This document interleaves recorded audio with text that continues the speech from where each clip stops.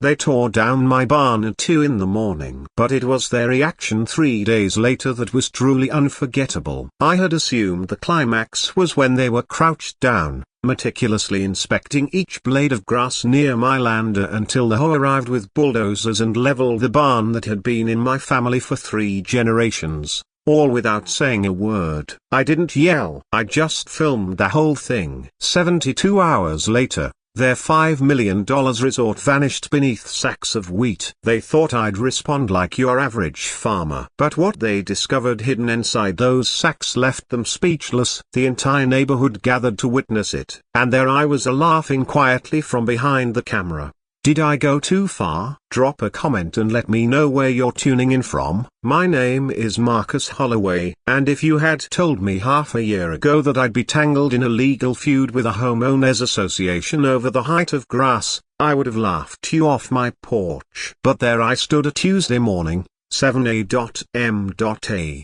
In my driveway, holding the most ridiculous piece of mail I'd ever received. It was printed on elegant cream-colored paper, with Meterbrook Estates Homeowners Association embossed in shiny gold at the top. Because nothing says we mean business like expensive letterhead. Dear property owner, it began. I already had a bad feeling. The letter stated that my land was in breach of the community's aesthetic rules, citing Section 12.4 on landscaping upkeep. More specifically, it claimed that wild grass and weeds exceeding 6 inches in height had been spotted near my property linear, creating an eyesore, apparently, that clashed with the neighborhood's pristine look. I had to reread it a few times before the absurdity truly sank in. They weren't upset about my yard, but about the native prairie grass growing along my fence, plants that had been thriving long before any of these folks even knew this county existed. At the bottom of the letter was the signature of Victoria Sterling,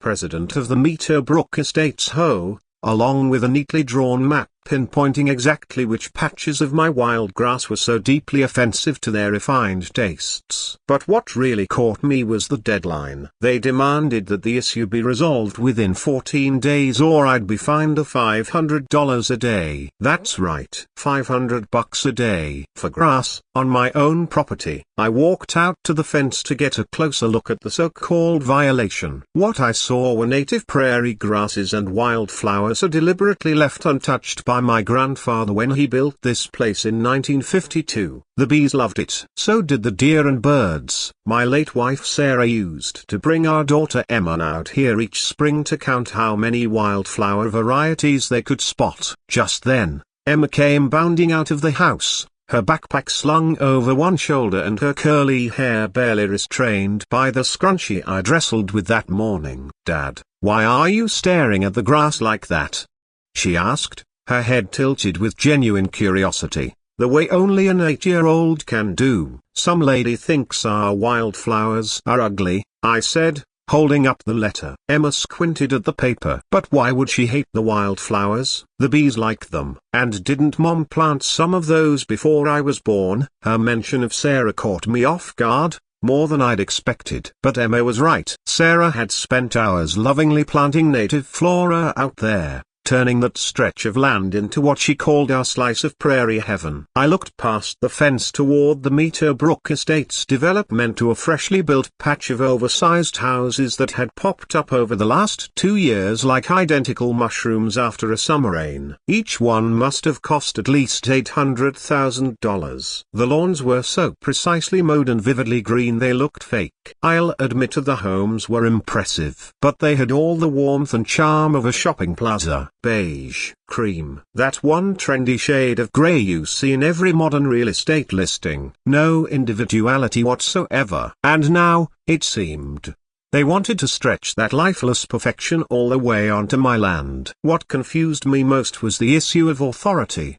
My farm clearly lay outside Meterbrook's boundaries. I had double-checked the county records when construction first began. Yet Victoria Sterling was acting like she had legal control over my land, citing something called a visual buffer zone regulation. I'd never heard of such a rule, but I made a mental note to call Jake Morrison, an old friend and a lawyer who'd been practicing in this area since before most of these homes were even built. If anyone could tell me whether this was legitimate or just intimidation in a gold envelope, it was Jake. I spent the rest of that morning doing what I always do when I'm frustrated or working with my hands. There was a section of the fence that needed fixing. There's something calming about the rhythm of hammering nails into wood. Emma helped, handing me boards and chattering away about everything from why fence posts have to go deep to her theory that birds use our fence like an aerial highway. As we worked, I noticed something that made my heart rate spike. A black sedan was parked across the street from our driveway. Someone inside was snapping photos. Not the casual kind. These were deliberate,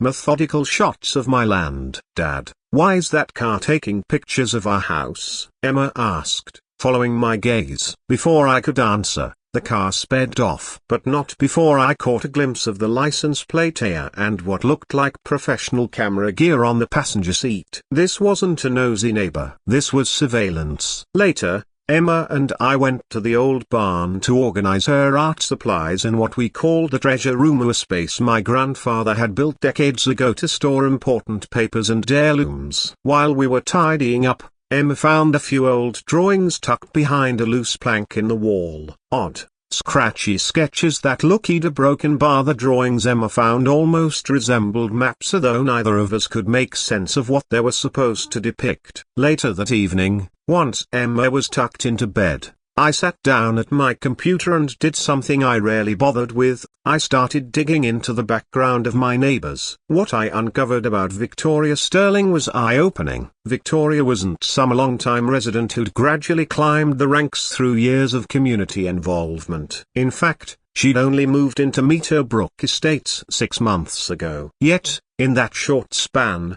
she had managed to win the HOA presidency by campaigning on promises of modernization and boosting property values. Her promotional materials talked about ushering the neighborhood into the modern era and removing outdated agricultural elements from residential zones. In plain language, she wanted people like me gone. As I continued reading, my phone buzzed with a text from an unfamiliar number. "Mr. Holloway, this is Victoria Sterling from the HOA. I hope we can resolve this grass issue in a friendly manner. Perhaps we can meet to explore a mutually agreeable solution." It was nearly 9 o'clock p.m.a.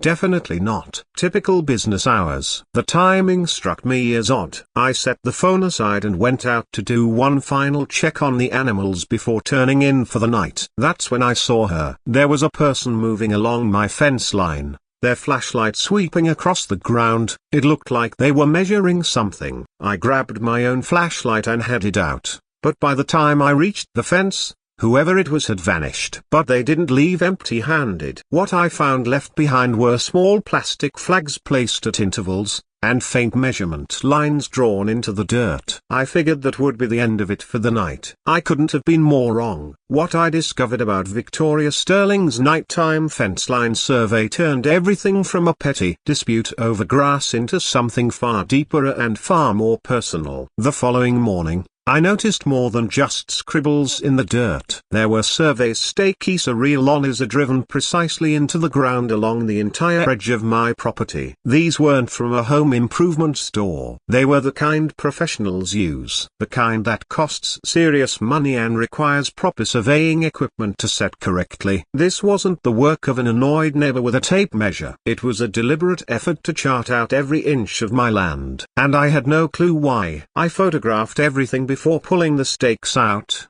then drove into town to visit Jake Morrison's law office. Jake had been practicing law in this county longer than I'd been alive, and if anyone knew what the HOA could legally pull, it was him. His office was tucked upstairs in an old building dating back to the 1920s. Creaky floors, big windows, the complete opposite of the sleek new buildings going up all over Meterbrook. "Marcus, good to see you," Jake said as he looked up from a stack of paperwork. "Let me guess, a HOA nonsense?" When I handed over Victoria's letter and told him about the nighttime surveying, his face turned serious. "This is a lot more aggressive than your usual homeowners association drama," he said. sliding on his reading glasses. If she's commissioning surveys, she's not just trying to get you to mow your grass. She's looking for legal leverage. He reached for a thick binder full of county property records and flipped through diagram after diagram. Your farm is clearly outside their development jurisdiction, Jake confirmed. Due to broken bar, there are some old county ordinances related to visual impact zones. Theoretically, they might apply. The key word, as Jake stressed, was theoretically. These ordinances dated back to the 1970s and had never been tested in court. For her to have a case, Victoria would have to prove that my land was actively devaluing the surrounding properties, and not just that she didn't like the way it looked. But the part that caught Jake's attention most was the level of surveying involved. "This isn't how small HOA complaints are handled," he said, tapping his pen against the desk. "This tells me she's either preparing for a serious legal fight or she's searching for something specific on your land." He unrolled an old historical map across his desk, pointing out different areas and property lines. "You know, your land has an interesting past. Back during Prohibition, this whole region was known as Moonshine Hollow. Local law claims there were tunnels and underground storage facilities here, part of a larger bootlegging network." His mention of tunnels brought back Emma's strange drawings from the barn. At the time,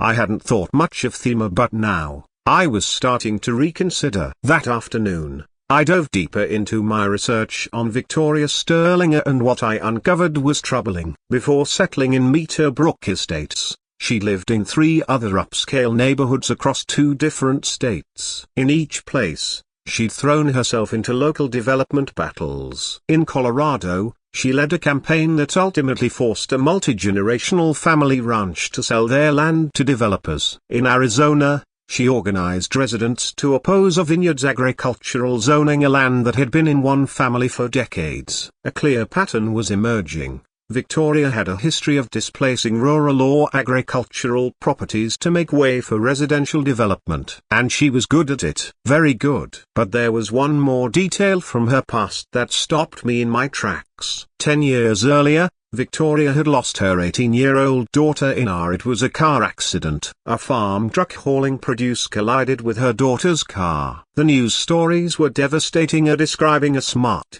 passionate young woman, full of promise, who had planned to study agricultural science in college. The reports painted a picture of deep conflict between mother and daughter. Apparently, they'd argued over the girl's desire to work on a local farm during her gap year, as something Victoria had strictly forbidden. Her daughter had been driving to the farm anyway when the accident happened. Reading those articles, I started to see the situation differently. This wasn't just about property values or keeping the neighborhood tidy. For Victoria Sterling, every farmer, every piece of rural life here might have been a painful reminder of the loss that shattered her world. That evening, as I sat beside Emma helping her with homework, my phone buzzed with Facebook notifications. The video I'd taken of Victoria's late-night surveying had made its way online, and it was spreading fast across local community groups. The responses were split down the middle, some fiercely defending individual property rights, others stressing the importance of community standards for property values. What caught me off guard was how quickly it all escalated. Longtime neighbors, people I'd known for years, were now clashing in comment threads over what had started as a lawn dispute. Even Dylan Chino, a 22-year-old YouTuber who recently moved to town to document small-town life here, reached out to ask if I'd be willing to do an interview. But the real escalation came 3 days later. That's when I received a certified letter from a law firm called Sterling & Associates, located 2 hours away in the state capital. It wasn't just a warning, it was a formal declaration. The letter stated that I was in violation of community aesthetic standards and that legal action would begin unless I complied with all HOA regulations within 30 days. But what truly shook me was the attachment, a formal, professional report claiming that the unmaintained agricultural condition of my land was negatively affecting nearby property values. It included photographs, comparative property assessments, and what looked like sworn statements from several residents. This wasn't a neighborhood disagreement anymore. This was war. And Victoria Sterling had just fired the first real shot. But in her aggressive push, she made a critical error. The legal documents included a detailed survey of my land, far more detailed than any HOA had the right to conduct. In fact, the boundaries outlined in that survey suggested something I hadn't realized before, that I might have property rights Victoria and her legal team had overlooked. And those odd sketches Emma found in the barn, they were starting to make a lot more sense. The survey her attorneys submitted contained a mistake here, one big enough to change everything. Their map extended HOA influence farther onto my land than was legally defensible. But the real bombshell came in the water rights section. According to their own documentation, I had inherited water rights they clearly hadn't researched thoroughly. When I showed the papers to Jake Morrison, his eyes lit up. "Marcus," he said, spreading the map out beside the older ones we'd examined earlier, "this is either the biggest blunder their lawyers have ever made here, or they just handed you the golden ticket." According to the records, my family's water rights predated the entire subdivision by nearly a century, which meant that any water crossing their land had to flow through mine first. I didn't waste time. That same afternoon,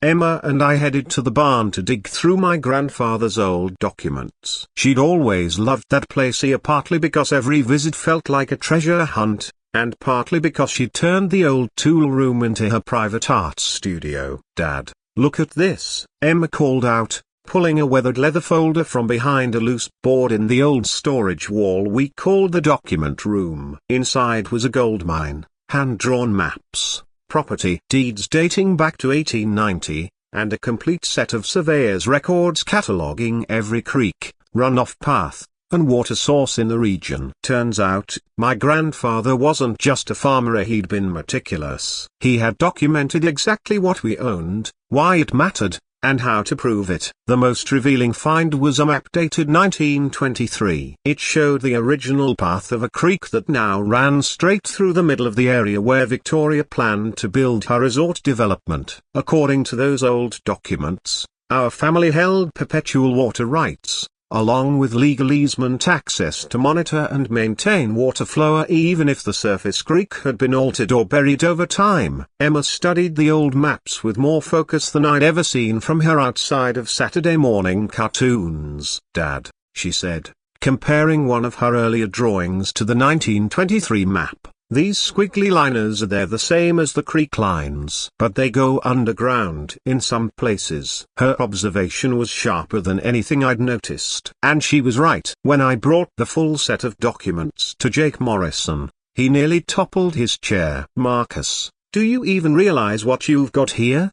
he asked, slipping on his glasses as he carefully examined each page. "These water rights," he said slowly, with growing excitement, "are grandfathered in under a broken bar under state law," Jake said, tapping the page for emphasis, "which means these rights override any local zoning ordinances or HOA restrictions. If Victoria wants to move forward with her resort, she'll need your written permission to alter the water flow, and she'll be legally obligated to grant you access to monitor its quality." He went on to explain that environmental protection laws had only strengthened these types of historical water rights over time, making them even more powerful than when my grandfather first secured them. "She can't even touch your grass," Jake added, "because it's now considered part of a protected watershed system." It should have felt like a major wiener, but the triumph rang hollow. I kept thinking about why Victoria was fighting so hard in the first place. Later that night,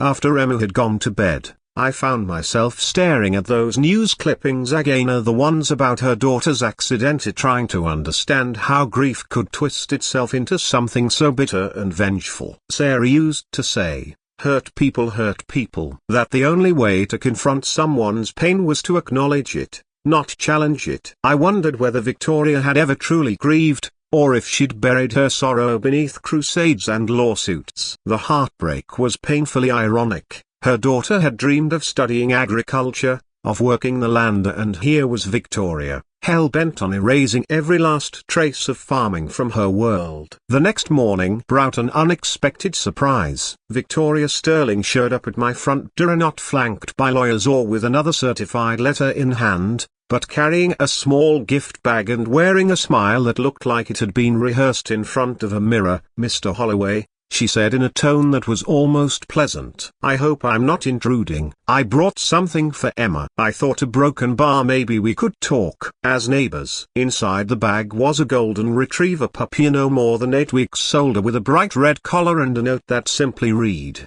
"For Emma, from a friend." It was such a calculated, manipulative gesture that I nearly respected the sheer nerve of it. And Emma, of course, reacted exactly as Victoria had planned. She squealed with joy, plopped right down on the porch, and let the puppy clamber all over her. Within minutes, she was already asking what to name him, if he could sleep in her bed, and whether we could keep him forever. Victoria stood nearby, watching it all with a look of quiet satisfaction. Then she turned to me with a gaze that was somehow both maternal and menacing. "Children shouldn't have to suffer just because adults can't reach a reasonable agreement," she said softly but just loud enough for Emma to hear. "I'm sure we can find a solution that works for every near broken bar, especially Emma." The message was crystal clear: play nice, or the lady who brought your daughter a puppy might decide to take something away. That afternoon, while Emma was at her friend's house and the puppy napped in a laundry basket with a blanket, I made a decision. No more playing defense. If Victoria wanted to rely on legal threats and emotional manipulation, I'd show her what a man with 90-year-old water rights, a barn full of family documents, and nothing left to lose could really do. She thought she understood what she was up against. She didn't. And just as I was beginning to map out my next move, Victoria made the next one for me. I was scheduled to attend an agricultural conference in the state capital, as something I'd registered for months ago. It was a 3-day event I couldn't easily back out of without forfeiting the fees. Emma was staying with her best friend Madison for the week, which she loved. Movie nights, pancakes for dinner, the whole deal. Everything seemed normal as I kissed her goodbye that Tuesday morning and headed off for the 2-hour drive. But I should have known. Victoria had been watching, studying our routines, waiting. The call came at 2:15 a.m. on Wednesday. Emma's voice was trembling. "Dada, broken bar," she whispered. "There are bulldozers at our house. Big yellow one is a broken bar with lights. And there are a lot of cars." I bolted upright, fully awake, adrenaline flooding my system. "Emma, sweetheart, where are you right now?" I asked, already pulling on jeans and throwing gear into a duffel bag. "I'm at Madison's," she said. "But we can see your farm from her window upstairs." "Dada, broken bar, why are there so many trucks?" The fear in her small voice made my hands shake as I turned the ignition. I tore down the highway, pushing the speed limit, watching the dark countryside blur past me. But I didn't have to rely on Emma's description alone. My phone was connected to our home security cameras, and what I saw made my blood run cold. Live footage showed my family's barn, built in 1952 by my grandfather, being torn down piece by piece. 2 bulldozers worked in sync, one flattening what had already fallen, the other battering the walls we'd painstakingly restored over the years. The same barn where Emma had found the old maps, where Sarah used to help me refinish tool benches on lazy weekends. The heart of our farm, the soul of our family, reduced to splinters and twisted metal. Sheriff Tom Bradley arrived around 2:45 a.m. But by the broken bar the damage was already done. Through my security camera's audio, I could hear Sheriff Bradley arguing with a man in a suit, someone who kept waving a stack of official-looking documents and spouting phrases like emergency safety violations and immediate hazard abatement. According to him, the HOA had secured an emergency order declaring the barn a structural risk and imminent danger to surrounding properties, requiring its demolition right away to avoid a possible collapse. Sheriff Bradley looked like he wanted to throw the man's paperwork into the nearest ditch. But at 3 a.m., when someone presents what appears to be a valid legal directive, Even a seasoned sheriff's hands are tied. All he could do was document everything and file a report. What made the whole thing feel even more surreal was the fact that Madison, Emma's 13-year-old friend, had started live streaming the entire demolition on TikTok. She was more tech-savvy than most adults I knew and instinctively understood that something this outrageous needed to be seen. Her video began in hushed tones. "Oh my God. You guys are there literally bulldozing Emma's barn right now." Somehow, with all the dramatic flair only teenagers can pull off, she captured the whole thing. By 4 a.m., the stream had racked up over 50,000 views and was spreading like wildfire through local Facebook groups and neighborhood forums. Dylan Chena, the young YouTuber who had been covering our story, caught wind of the demolition and raced out to film the aftermath. As the sun began to rise, his live stream showed what was left, a massive pile of debris surrounded by official vehicles and suited men snapping photos and taking measurements. "This is insane," Dylan said to his phone, panning across the wreckage. "They demolished a historic family barn in the middle of the night. Who even does that?" His stream pulled in over 200,000 viewers within 6 hours, sparking fierce debate online, arguments about property rights, HOA powers, and the limits of emergency orders. When I finally arrived at the farm around 6 a.m., the damage was complete. A small crowd of onlookers had gathered, some there in support, others filming for their own reasons, and a few just drawn by curiosity. Victoria Sterling was among them. She stood with a group of men who looked like architects or contractors, pointing at various spots on my land and having what appeared to be a serious planning session. When she saw my truck, she waved like we were old friends bumping into each other at a farmer's market. Emma ran straight into my arms, clutching the puppy against her chest. Her face was streaked with tears. "Dada broken bar, they broke Grandpa's barn," she sobbed. "All my art stuff was in there. And the treasure maps. And Mum's garden tools. A broken bar holding my daughter." As I stared at the ruins of the barn my grandfather built with his bare hands was one of the hardest moments I'd experienced since Sarah died. But what kept me steady, what gave me purpose, was the realization that Victoria Sterling had just made a critical misstep.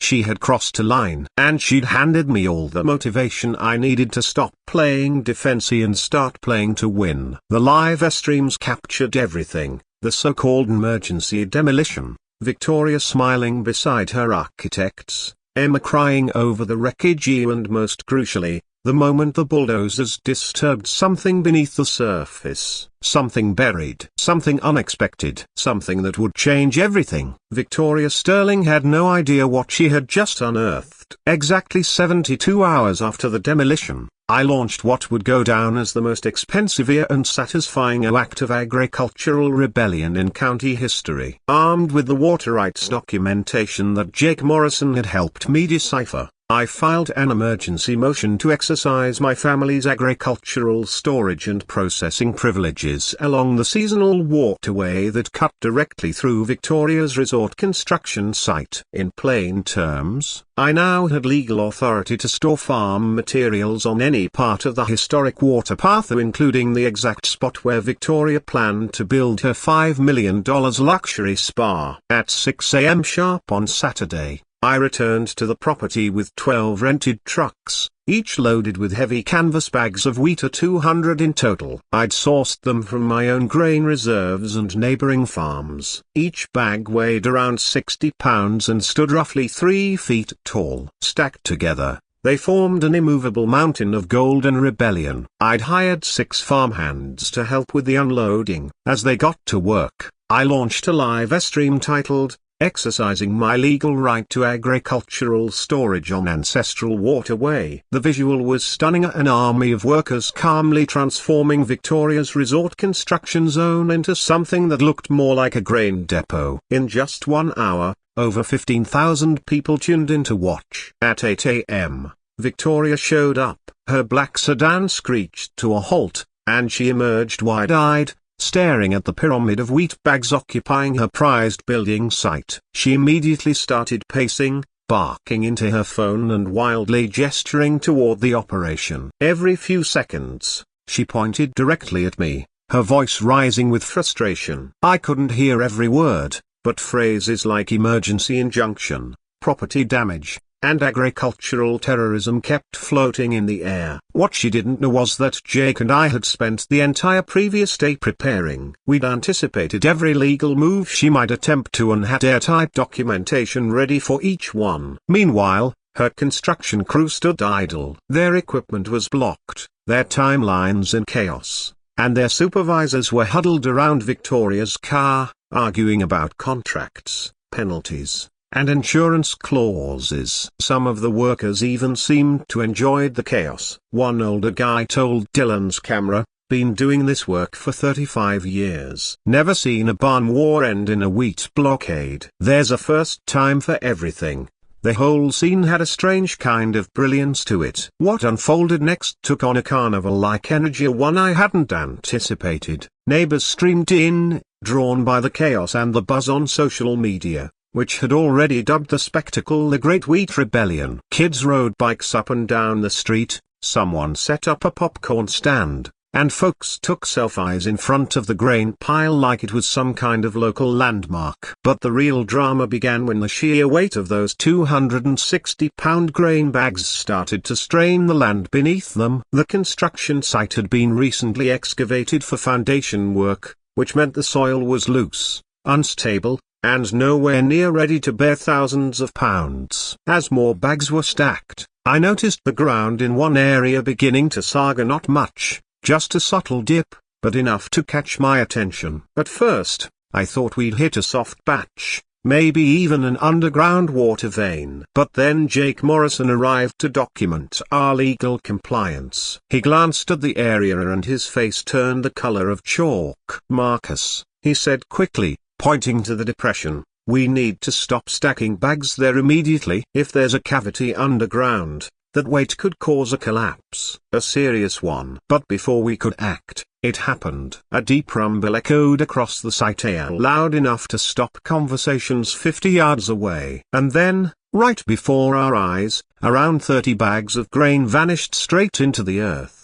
They didn't tip. They dropped like the ground had swallowed them whole. A plume of dust shot up, and a musty, unmistakable scent filled the air, old wood and alcohol. We ran to the edge of the hole and stared down into something no one could have imagined.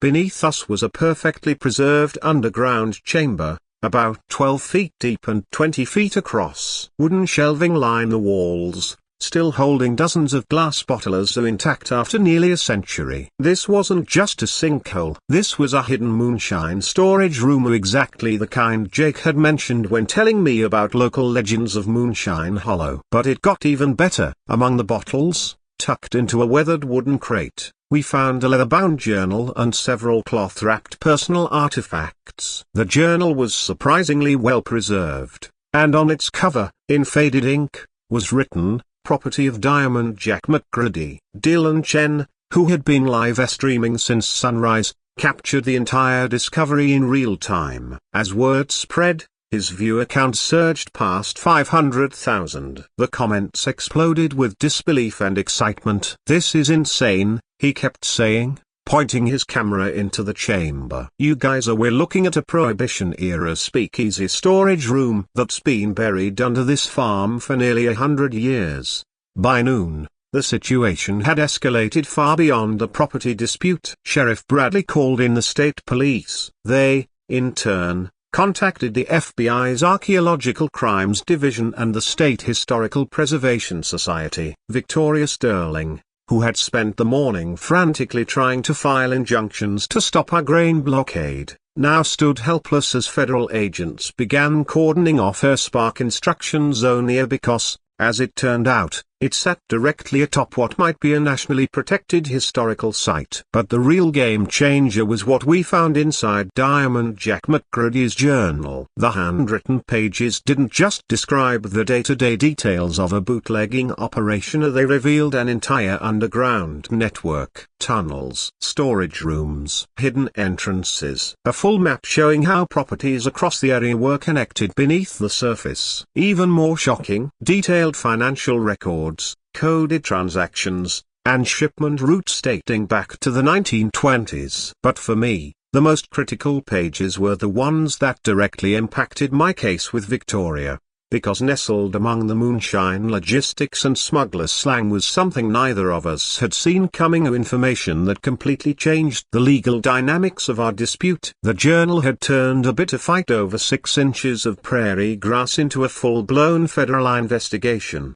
By Monday morning, FBI Special Agent Sarah Martinez arrived at my property with a team of historians, archaeologists, and a van-load of documents. She spoke with the calm certainty of someone who'd seen a lot of strange things, but even she seemed impressed. According to Agent Martinez, Diamond Jack hadn't been some small-time bootlegger. He had coordinated a Prohibition-era distribution network stretching from Canada to Mexico, with my family's farm as the central hub for the entire Midwest. And this forgotten moonshine empire had been operating beneath our feet the whole time. Inside the journal were hand-drawn maps outlining 15 underground chambers, all interconnected by tunnels running beneath what is now Victoria's resort property, 3 neighboring farms, and large sections of the old highway system. But what truly stunned everyone were the financial records, painstakingly detailed logs showing that Diamond Jack had paid off local farmers,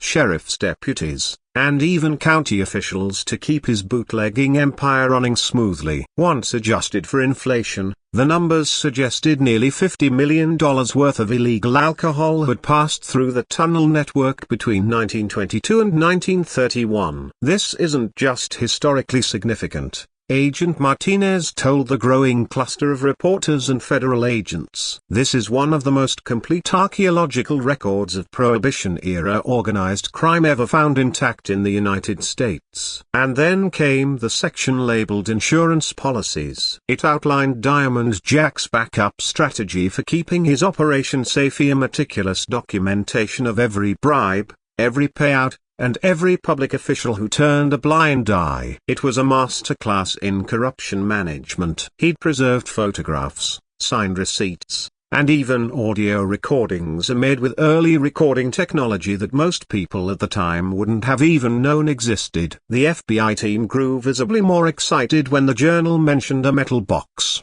hidden somewhere in the tunnels, that supposedly held enough incriminating evidence to bring down half the county government. It hadn't been found yet, but the search was underway. Then things took an even darker turn for Victoria Sterling. Agent Martinez's investigation revealed that someone had been conducting unauthorized surveys of the land long before our grain stacking incident brought attention to the site. It turned out the private investigator Victoria had hired to spy on my grass height violations had also been using ground-penetrating radar to secretly map the underground tunnel system. That was a serious federal offense. Under the Archaeological Resources Protection Act, disturbing or attempting to profit from an unregistered historical site is a federal crime, and Victoria had been planning to build her resort directly on top of it, fully aware of what was buried beneath. Miss Sterling appears to have known the archaeological value of the site, Agent Martinez announced during a press briefing, and she deliberately failed to notify the appropriate federal authorities. That constitutes a federal violation. Everything changed overnight. Within 48 hours, what had once been a half-built resort became a secured archaeological dig site. Temporary fencing went up, and the area filled with historians, federal agents, and researchers in hard hats all meticulously cataloging evidence. And Dylan Chen, he became a national figure almost overnight. His live stream audience skyrocketed past 2 million subscribers, and major news outlets began licensing his footage. He was no longer just a content creator, he was the primary media source for one of the biggest historical discoveries of the decade. But it was Emma who became the unexpected hero. She had found the original tunnel maps in our Barna maps that were essential in understanding Diamond Jack's underground network. Dr. Rebecca Walsh, the lead archaeologist, was so impressed by Emma's intuition and insight that she took her on as an unofficial assistant. Emma has a natural gift for spatial awareness and pattern recognition, Dr. Walsh told a Washington Post reporter. She's been invaluable in helping us piece together how this complex tunnel system was designed. As for Victoria, the legal consequences were devastating. Any construction project that might affect an archaeological site must go through an exhaustive federal review process that can take years. Worse, the area was now being formally evaluated for National Historic Site designation, a label that would permanently block any future development. Victoria's $5 million investment was collapsing fast, and her legal team was scrambling to salvage what they could, even as federal investigators started looking into criminal charges. But Victoria wasn't ready to give up. In her desperation, she crossed a line I never expected her to approach, a one that forced me to confront the most painful decision of this entire ordeal. It happened on a Friday afternoon. Emma was at school. I was meeting with federal agents to go over documentation. That's when Victoria made her move. It was calculated, cruel, and unmistakably personal. A woman from Child Protective Services showed up at my door accompanied by Sheriff Bradley, both of them carrying official documents and wearing the tight, uncomfortable expressions of people who didn't want to be there. An emergency welfare complaint had been filed anonymously alleging that I was exposing Emma to unsafe living conditions, criminal activity, and emotional distress. The complaint accused me of allowing my daughter to live amid an active federal investigation, within a construction zone, surrounded by armed agents and constant media attention. The timing couldn't have been worse. Emma had been scheduled to appear on CNN later that day, celebrated as the young local hero who'd helped unravel a buried piece of American history. Instead, she was being interviewed by a social worker who wanted to know if she felt safe living with her father. The investigation was immediate and intrusive. Miss Jennifer Hayes, the assigned social worker, questioned Emma alone for over an hour. She asked about our routines, Emma's emotional state since her mother's passing, and whether the constant activity on our property made her feel anxious or afraid. Emma, being 8 years old and naturally wants to answer every question with the kind of innocent clarity that only children possess. She admitted that she sometimes got nervous about the armed federal agents in the backyard. She confessed she missed living in a quiet house, one without so many reporters and strangers. And she said she occasionally had nightmares, though not because of me. What truly saved you was Emma's intelligence and her bond with the archaeological team. When Miss Hayes asked if she wanted to live somewhere safer, Emma didn't hesitate. Her response would later be entered into the official court record: "I want to live with my dad, our broken bar, because this is our family's land, and someone has to take care of it." Emma looked the judge in the eye, then said with quiet confidence, "I want to live with my dad. This is our family's land, and someone has to protect its history." She added, "Dr. Walsh says I'm good at reading old maps, and if I'm not here, who's going to help find the rest of Diamond Jack's treasure? Plus, Dad needs me to remember Mum's stories about wildflowers." Her words were so honest, so pure, that even the social worker, Miss Hayes, appeared visibly touched. The emergency custody hearing was set for that Friday. Exactly what Victoria's legal team had hoped for. They wanted to trap me, force a choice between saving our land or keeping custody of my daughter. But what Victoria hadn't counted on was the tidal wave of media attention our story had drawn, or the legal help that came with it. The ACLU, the National Trust for Historic Preservation, and multiple firms specializing in land rights stepped in with pro bono support. Even more powerful was the support from the archaeological team. Dr. Walsh and Agent Martinez both volunteered to testify, praising Emma's contributions and affirming her emotional resilience. When the day of the hearing arrived, the county courthouse was packed. Reporters from CNN, Fox, and the Washington Post filled the gallery. Dylan Chen, now with over 3 million followers, live-streamed the entire event. Emma, wearing her best dress and clutching a folder of her tunnel sketches, walked into that courtroom with the grace of someone far beyond her years. When the judge asked if she felt safe and happy with me,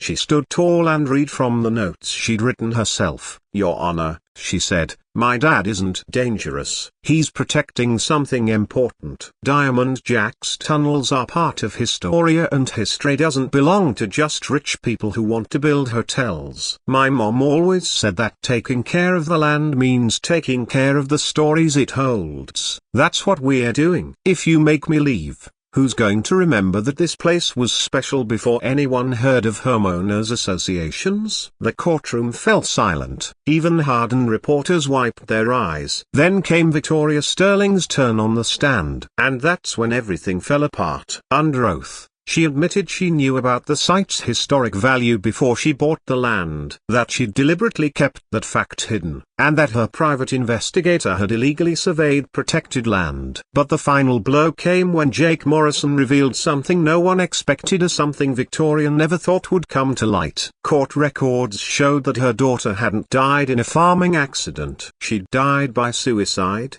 following a bitter argument with Victoria over wanting to study agriculture. The courtroom went still. Victoria broke down, sobbing, her voice cracking as she confessed, "My daughter wanted to be a farmer, a broken bar. She loved the land, loved growing things, and I told her it wasn't good enough for that, it was beneath our family. She told me I'd rather have a dead daughter than a farmer daughter. And then a broken bar, she proved me right." Everyone was stunned. And then, in a moment that none of us will ever forget, Emma stood up, walked across the courtroom, and gently placed her hand on Victoria's trembling arm. "I'm sorry your daughter died," she said softly, "but I think she would want you to help other people love farming and not try to make it disappear." That simple act of compassion, from the very child Victoria had tried to take from me, cracked something open in all of us. I saw Victoria not as an enemy, but as a grieving mother lost in her own sorrow. The judge dismissed all custody claims and ordered Victoria to pay restitution for the barn she had destroyed. But the real healing began outside that courtroom. Victoria approached me with eyes still swollen from tears. Her voice was rough but honest. "I spent 10 years trying to erase every reminder of my daughter,"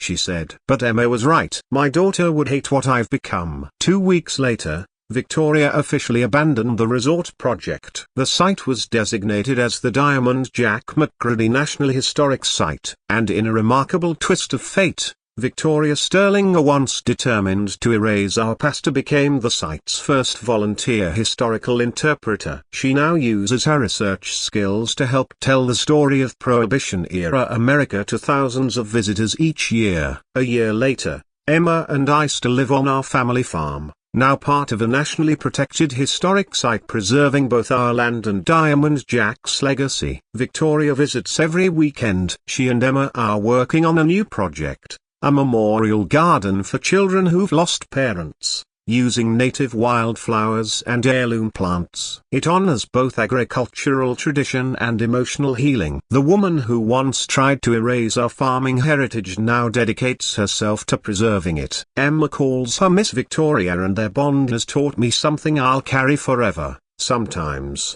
the people who hurt us most are just carrying grief too heavy to bear alone. But when we choose compassion over vengeance, we give Thema and ourselves a second chance. Justice doesn't always look like punishment. Sometimes, it looks like healing. And when it takes root in understanding and is watered with forgiveness, it can grow something powerful, something that nourishes whole communities.